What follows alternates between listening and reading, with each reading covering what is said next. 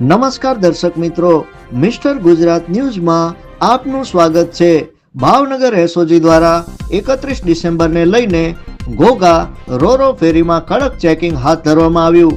Bhavnagar SOG દ્વારા 31મી ડિસેમ્બરના અનુસંધાને કાયદો અને વ્યવસ્થાના ભાગરૂપે ધોગજ રોરો ફેરી તેમજ ટર્મિનલ પર સ્થાનિક પોલીસ સ્ટેશન ઘોઘા તેમજ પોર્ટ મરીન સાથે સંકલનમાં રહી રોરો ફેરી સર્વિસ શિપનું સઘન ચેકિંગનું આયોજન કરવામાં આવેલ, જેમાં ડોગ સ્ક્વોડ તેમજ BDDSની ટીમ જોડાયેલ। આ ચેકિંગ દરમિયાન કુલ 29 જેટલા કાર અને 15 જેટલા વાહન ચાલકોનું ચેકિંગ કરવામાં આવ્યું હતું, તેમજ સમગ્ર શિપનું ડોગ સ્ક્વોડ તેમજ BDDST ટીમ દ્વારા ચેકિંગ કરવામાં આવેલ।